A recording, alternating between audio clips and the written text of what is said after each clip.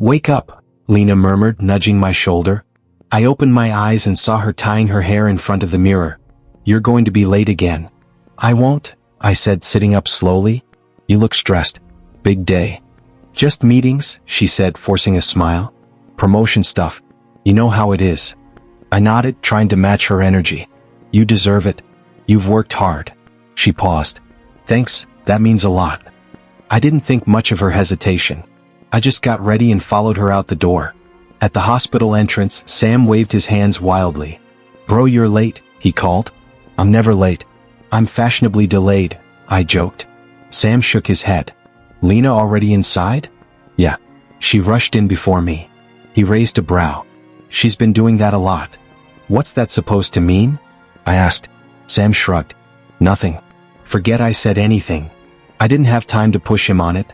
I headed to the lab while he walked toward the ER. The morning passed normally until lunch. I walked toward the cafeteria when I heard two nurses whispering near the water cooler. Did you see her again with Dr. Hale? One whispered. Lena? Yeah. They were in the side hallway yesterday. Looked close. I froze. No way, the other nurse said. He's married.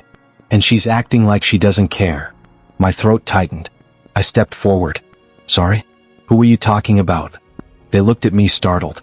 Oh, no one. Just gossip. I stared at them. Tell me the truth. The first nurse hesitated. We probably shouldn't. It's personal. It is personal, I said quietly. Very personal. They exchanged a look. We saw Lena with Dr. Adrian Hale. We're not trying to start trouble. My heart dropped. Doing what? Talking. Laughing. Whispering. It looked intimate. I walked away before they could say more. My ears rang. My hands shook. I found Sam in the hallway and grabbed his arm. Sam, look at me. Tell me the truth. He frowned. What happened? I heard something. About Lena. And Adrian. Sam's face changed instantly. Who told you? It doesn't matter. Is it true? He took a long breath. I didn't want to tell you unless I knew for sure. Sam, I whispered, is it true? He looked away. I saw them together twice. In the supply room area. It didn't look innocent. It felt like something stabbed straight through my chest. Why didn't you tell me? I didn't want to hurt you, he said. I kept hoping it meant nothing. She wouldn't, my voice cracked. She wouldn't do that to me. Sam placed a hand on my shoulder. I'm sorry. I stepped back. I need air. I walked out of the hospital, ignoring everyone who tried to talk to me. The world looked blurry. My legs felt weak. Every memory of Lena hit me like a hammer. Every smile, every promise, every night we planned our future. Was she lying the whole time? When I reached home, I sat on the edge of the bed and held my head in my hands. Why Lena? I whispered. Why him? Why like this? I didn't cry. I couldn't. The shock was too heavy even for tears. Everything I believed about my life suddenly felt like a lie. I sat there until my phone buzzed. It was Lena. Hey, are you okay? You left without telling me. I stared at the message. My fingers hovered over the keyboard. I'm fine, I typed back. Just tired. She replied quickly. Come back. I want to talk about tonight's plans. Plans? As if nothing had happened. When I didn't answer, she sent another message. I love you. Don't forget that. The words felt like poison. I shut off my phone and tossed it aside. I loved you, I whispered to the empty room. I trusted you. The silence around me felt heavier than any sound. My breathing grew uneven as anger slowly mixed with heartbreak. I wanted answers, but I wasn't ready to hear them from her yet. Not tonight. Not while the truth was still burning through me. I lay back, staring at the ceiling, wondering how everything changed fast. I heard the whispers again, I told Sam as I followed him down the dim hallway. I know something's wrong. I can feel it. He glanced back at me. You sure you want to do this? Once you see it, you can't unsee it. I already can't sleep, I said. I'd rather know the truth than keep drowning in guesses. Sam sighed and tapped his keycard on the restricted door. I'm breaking every rule for you, man. Don't make me regret it. I won't, I whispered, though my stomach twisted. I need to stop feeling like I'm losing my mind. He pulled up the camera feed. This is the hallway people were talking about. You ready? No, I said. Play it anyway. Sam hit the button. The screen showed the supply room door. A few seconds later, Lena walked in. Adrian followed her, glancing around before shutting the door behind them. My breath caught. Fast forward. You really want? Do it. He sped the video. When the door opened again, Lena grabbed Adrian's shirt and pulled him into a kiss so intense it made my chest cave in. His hands were on her waist like they belonged there. I didn't speak. I couldn't. Sam muttered, "Damn?" I replayed it. Then again. And again. My hands shook but no tears came, just a heavy, sick numbness spreading through me. Sam touched my shoulder. "Hey, talk to me." "There's nothing to say," I replied, staring at the screen. She told me she loved me. She told me he was just a coworker. He hesitated. "Do you want me to delete the footage? Or save it?" "I don't know," I said. "I don't even know what I'm supposed to feel." "You're supposed to be angry." "I'm not," I said. "I'm just ashamed." "How did I not see it?" "Because you trusted her," he said softly. "That's not a weakness. It feels like one." He stepped in front of me. "Look at me. This isn't your fault." "Don't try to fix me, Sam," I snapped. "I can't deal with anyone's kindness right now." He stepped back. "Fine. But don't go home alone and pretend you're okay." "I'm not pretending," I said. "I'm just done being blind." When I got home, the lights were on. Lena sat on the couch, smiling like nothing was wrong. "Hey," she said. "You're late." "Busy day," I replied, hanging my jacket. "What about you?" "Oh, you know," she said lightly. "Just work. Same as always." I stared at her. "Anything unusual happen?" "No," she said quickly. Too quickly. "Why?" I walked closer. "Sure? Long day? Late meeting? Maybe a visit to the supply room?" Her eyes flickered. "What are you talking about?" "You tell me." She laughed nervously. "You're acting weird." "And you're lying," I said quietly. "But I want to hear you say it. I want to hear the story you think I'm dumb enough to believe." She stood up. "I don't know what you think you saw, but—" "Don't," I said. "Don't insult me again." She froze, finally realizing she'd been caught, but she still didn't confess. She just stared at me, calculating, trying to decide what version of the truth she could twist. That was the moment something inside me shifted. Not hate, not rage, just a cold understanding. If she could betray me this easily and still lie to my face, then she wasn't afraid of losing me. And maybe it was time she learned what fear felt like.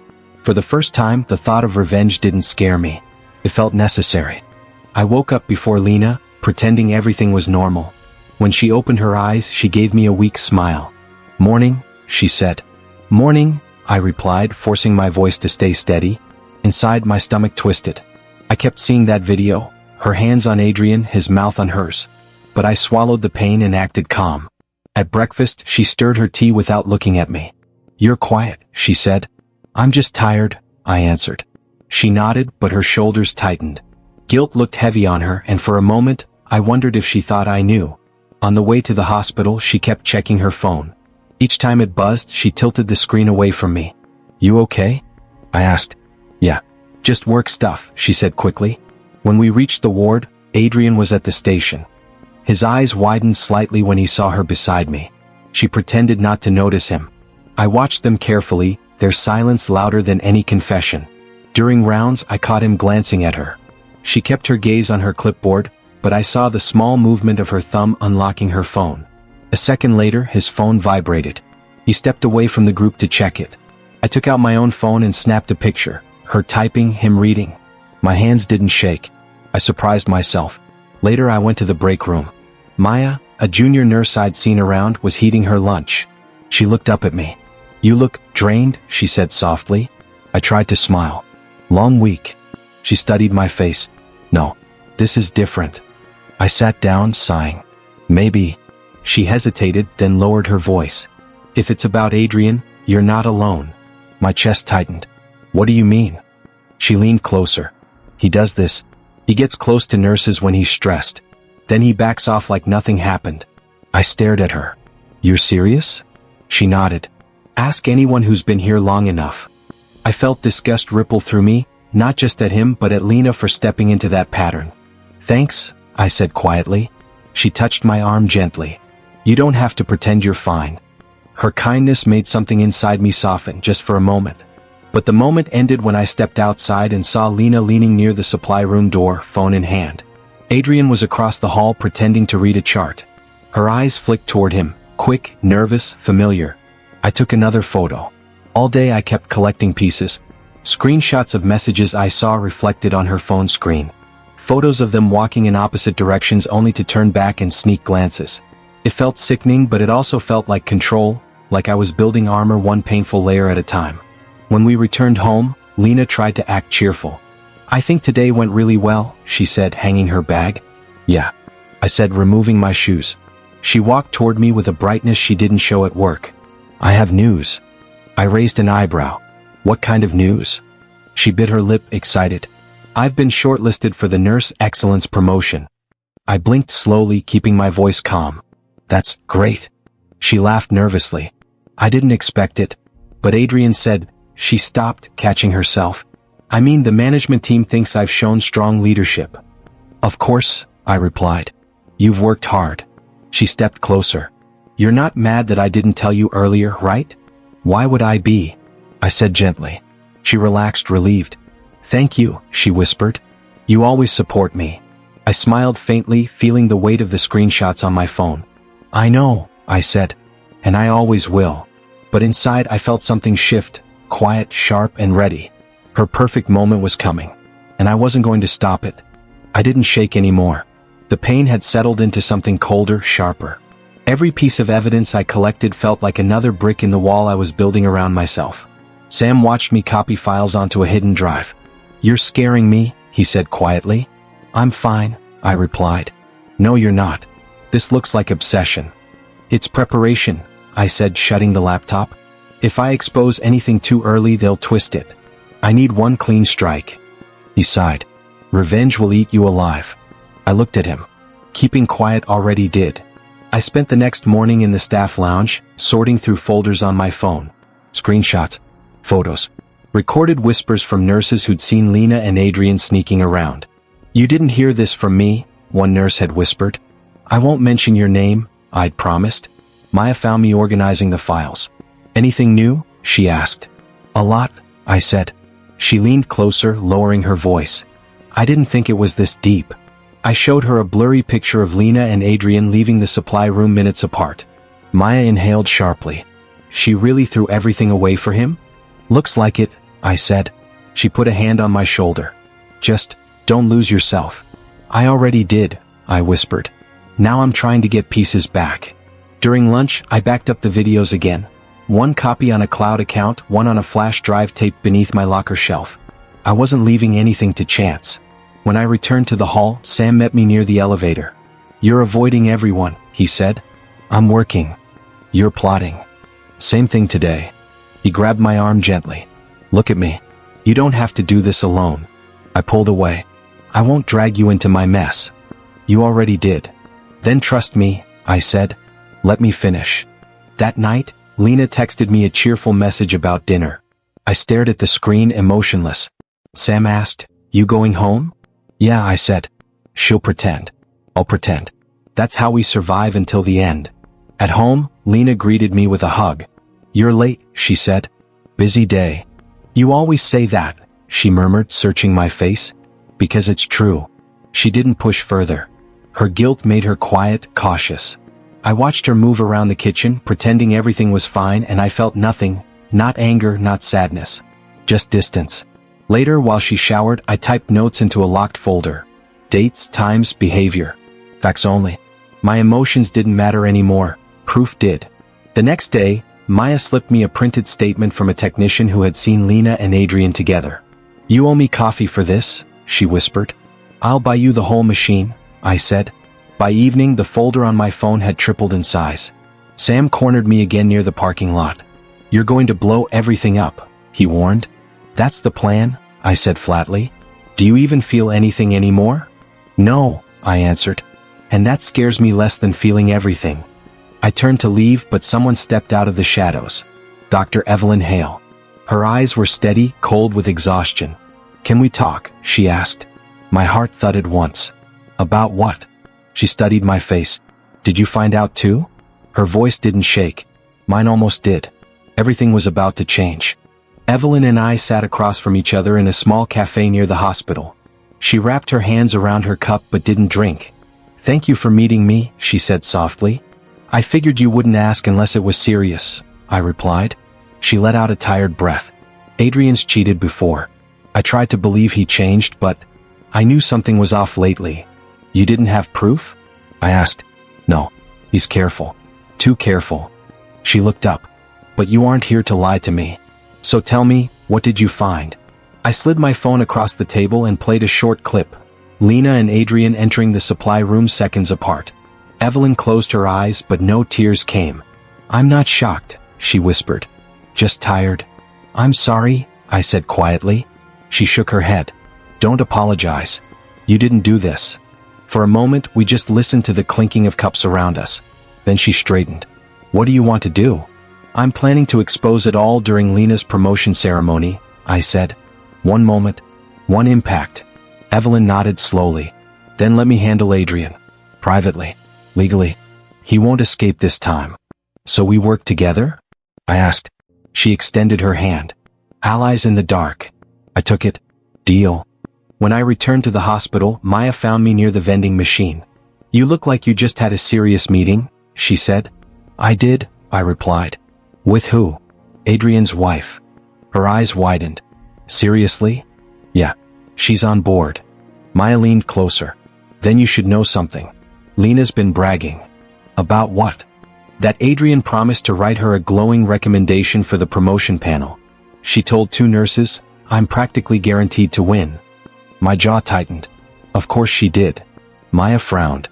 She's digging her own grave. I'm just letting her walk toward it, I said. Later, I sat in an empty break room staring at a blank notepad. Sam entered quietly. You writing something? My speech for the ceremony. He raised a brow. A speech or a grenade? Both, I said. He exhaled. You're really going to do it? Yes. Does it make you feel better? He asked. No, I admitted. But it makes me feel in control. I began reading aloud the first lines I'd drafted. I stand here to honor dedication, trust, and the true meaning of partnership. Sam crossed his arms. Sounds innocent enough.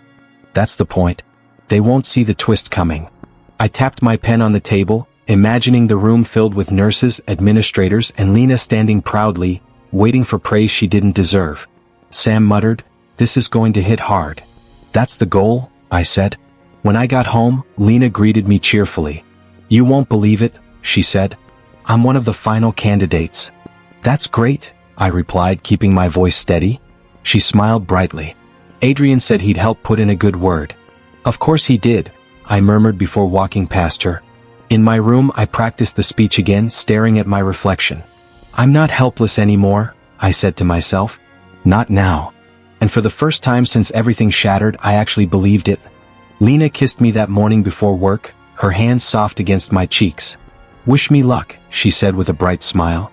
Good luck, I replied, keeping my voice steady. Her sweetness felt like a knife pressing into my ribs. I watched her walk out the door, pretending everything was normal. Inside, my chest was cold and tight, like my heart was frozen in place. On the way to the hospital, Sam walked beside me with a heavy sigh. You don't have to do this, he said. There are other ways. No, I answered. Some truths need to be heard. He rubbed his forehead. You're shaking. You're not ready. I've been ready since the night everything broke. He looked at me sadly. I just don't want this to destroy you. It already did, I murmured. When we reached the auditorium, the staff buzzed around excitedly.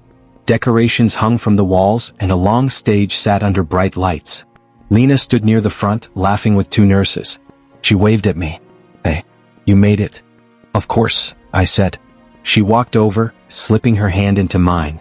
Are you proud of me? Yes, I whispered, though my stomach twisted. She squeezed my hand. I can't wait to hear your speech. My fingers closed around the USB drive in my pocket. It felt heavy. Too heavy. Sam noticed. You okay? No, I said honestly. But I'm steady. Across the room, Adrian paced quietly, his phone pressed to his ear. When he looked up, he spotted Evelyn standing at the back of the auditorium with her arms crossed. He froze. She didn't move, didn't blink, just stared at him with a cold, knowing gaze. Maya approached me with a clipboard. You've got the 4th speech, she whispered. Good. You nervous? Terrified, I admitted. She nodded. That's normal before a storm. The crowd began filling the seats. I sat down beside Sam, but my leg wouldn't stop bouncing. "Breathe," he said. "I am breathing," I replied. "Then breathe slower." "I can't." The lights dimmed. The ceremony began. A senior administrator stepped to the podium. "Today we honor dedication, leadership, and excellence." Lena straightened her posture proudly, glowing under the spotlight. Adrian kept shifting in his seat. Evelyn remained still in the shadows, watching everything unfold like she already knew the ending. I whispered to Sam, "She has no idea what's coming." He muttered, "It still feels unreal." "I know." As the speeches went on, my heartbeat thudded in my ears. My palms were damp. Every breath felt heavy. Memories flashed in my head. Lena and I laughing in our kitchen, her falling asleep on my shoulder, her whispering that she loved me. Then the supply room video. Her texts. Her lies. My throat tightened. The announcer finally called my name. And now, a few words from someone special. Sam squeezed my arm. "Last chance," he whispered. "No turning back," I said. I walked up to the stage slowly, each step loud in my ears. The audience clapped politely. Lena smiled at me with pure pride, unaware that everything she built was about to crumble. I reached the podium. My fingers trembled around the USB drive. I slipped it into the laptop port and watched the screen blink awake. "This," I whispered into the microphone, "is the moment everything changes." Lena's smile faded. Adrian's eyes widened. Evelyn lifted her chin. My heart pounded once hard, and I pulled the trigger. When I stepped up to the podium, I felt every pair of eyes in the auditorium pinned on me. The lights were warm on my face, but inside I was cold. Lena smiled from her seat, her hands clasped in front of her chest. "You got this," she whispered. I nodded, pretending those words still meant something. I leaned into the microphone. "Thank you," I began softly. "I'm honored to speak today, about someone I once admired with my whole heart." A few people smiled. Lena's eyes softened with emotion. I continued, "For years I believed in her dedication, her kindness, her loyalty." Lena touched her chest like she was moved. Sam stared at me cautiously. Maya looked nervous, her fingers twisting together. I took a slow breath. "But today, I'm not here to talk about the nurse everyone thinks they know." The room grew still. I clicked the remote. The screen behind me lit up with a paused video frame, two figures entering a supply room. Lena's smile vanished. A wave of whispers rippled through the crowd. I pressed play. There it was, Lena and Adrian kissing, her hands around his neck, his hands gripping her waist. Gasps exploded across the auditorium. "Is that? No way. Oh my God." Lena shot out of her seat. "Turn it off," she shouted. "Please, turn it off." Adrian stood up too, his jaw tense. Evelyn rose slowly from the back row, her eyes locked on her husband like fire ready to burn. I raised my hand. "There's more." Lena stumbled toward the stage. "Wait, please, this isn't what it looks like." I ignored her and opened a folder on the laptop. "Here are messages exchanged during night shifts," I said into the mic. "Here's her telling him how she'd leave me once the promotion settled. Here's him promising her a glowing recommendation and more." I read a line aloud. "You make work worth it," she wrote. "I just need him to stay blind a little longer." The room went silent. Dead silent. Lena's knees buckled and she fell to the floor. "Stop, please stop." Adrian rushed forward. "This is between adults. This shouldn't be public." Evelyn stepped into his path, her voice cold. "You made it public when you brought it into our marriage." He tried to speak, but she slapped him so hard the sound echoed through the hall. Everyone froze.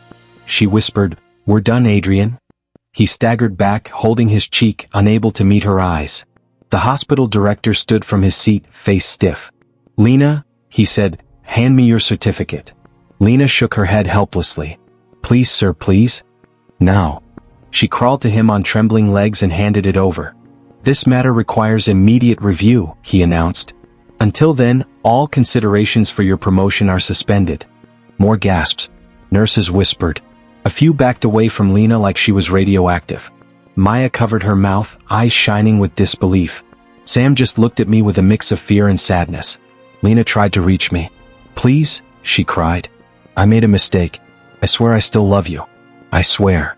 "Don't," I said quietly. "You stopped loving me long before this."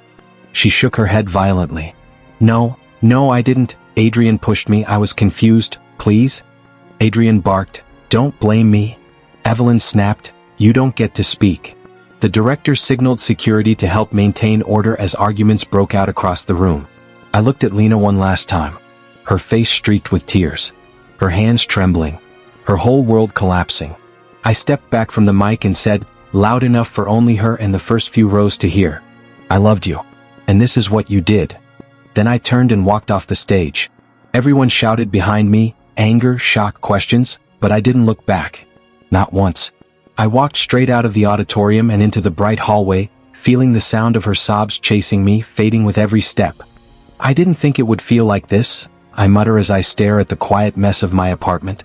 "I thought everything would crash louder." Sam sits on the couch, leaning forward. "You exposed the truth. That's not something to feel guilty about." "I still do," I whisper. Relief, guilt, numbness. It's all mixed together.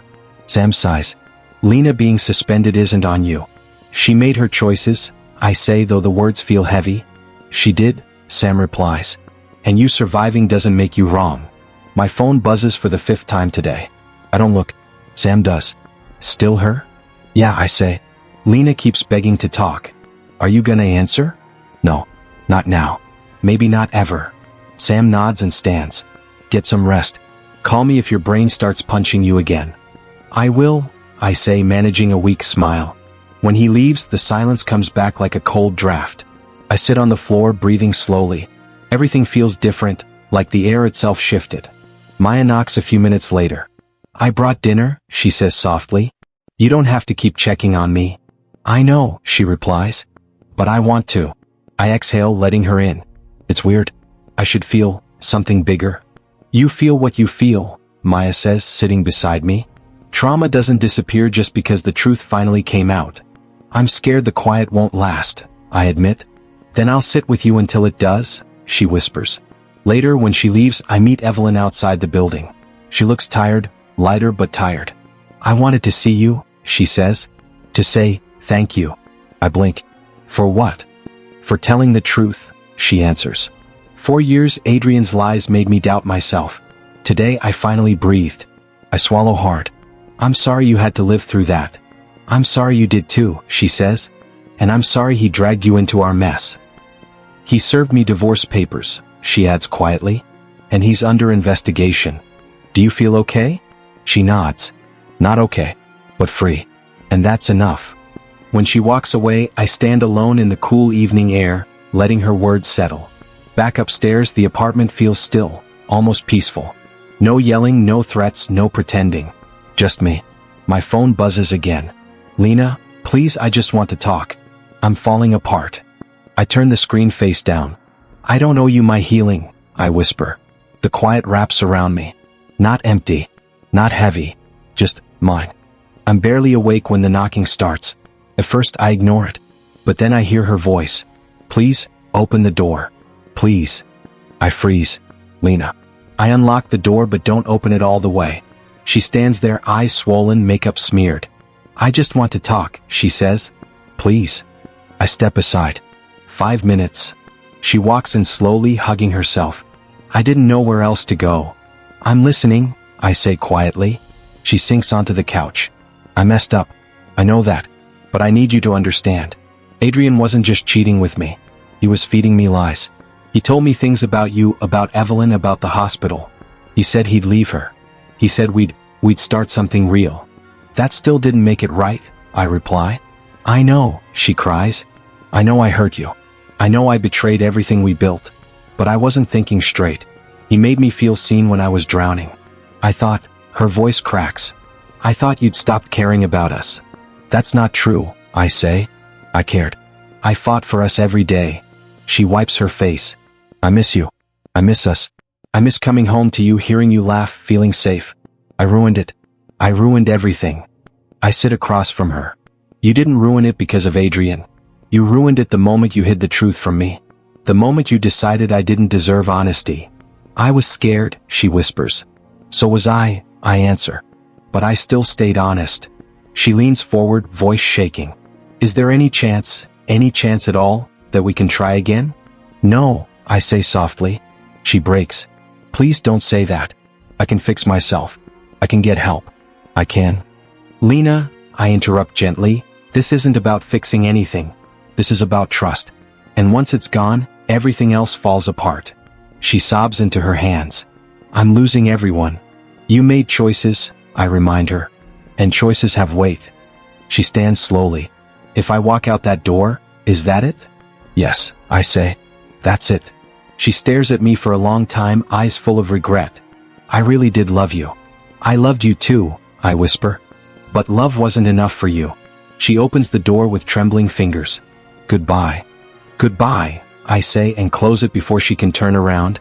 For a moment, I stand there, hand on the door, letting the silence swallow the last pieces of her.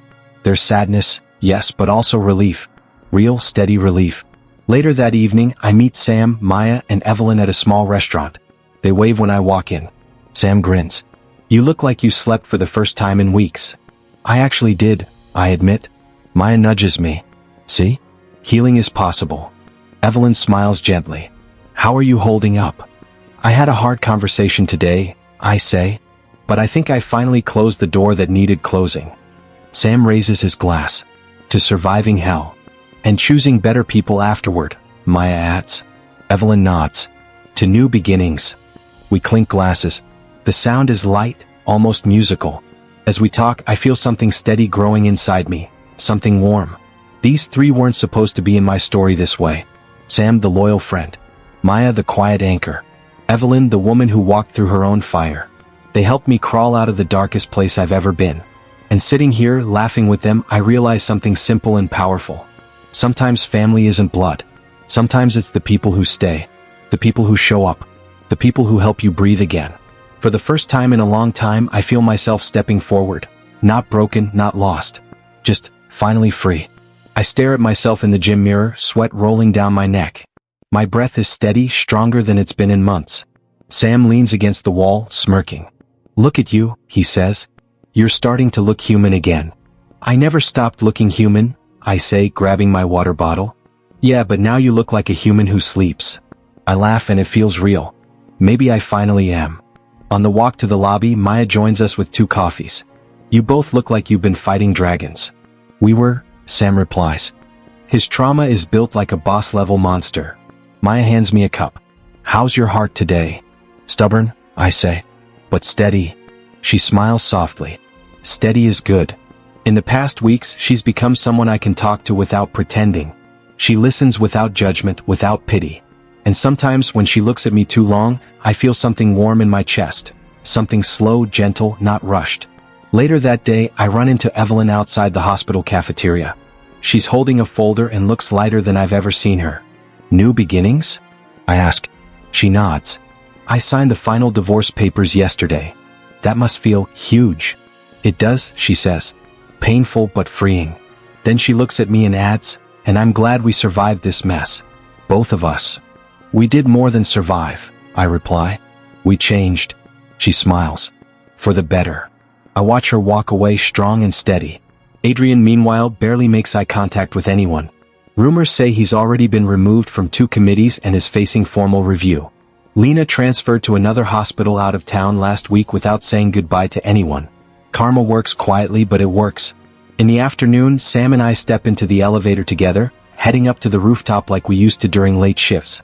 You know, he says, pressing the button, I wasn't sure you'd make it out of this whole thing with your heart intact.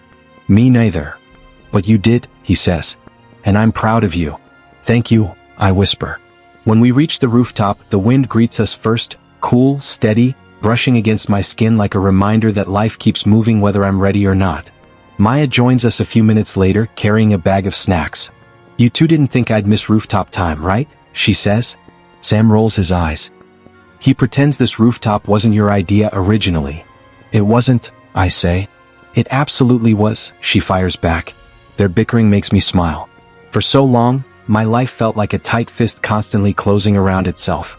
Now it feels open. Maya sits beside me on the ledge. You seem lighter today. I feel lighter. She nudges my shoulder lightly. Good. You deserve it. Do I? I ask. Yes, she says firmly. You chose truth. You chose healing. That counts. Sam plops down on my other side. And you didn't stab anyone. That's also a win. I chuckle. The bar is on the floor, but sure. We sit there for a while, the three of us watching the city breathe below us. Cars move like tiny lights. The sky shifts colors. The hospital hums with its usual chaos, but up here, everything feels calm. I close my eyes for a moment. I survived betrayal. I survived heartbreak. I survived the storm I never asked for. But more importantly, I rebuilt myself. Slowly. Quietly. Honestly. When I open my eyes again, I whisper, "I'm ready." Maya looks over. Ready for what? For whatever comes next. They smile, both of them warm and proud. I stand breathing in the cool air. This time, I say softly, "I choose me." And for the first time it feels like freedom.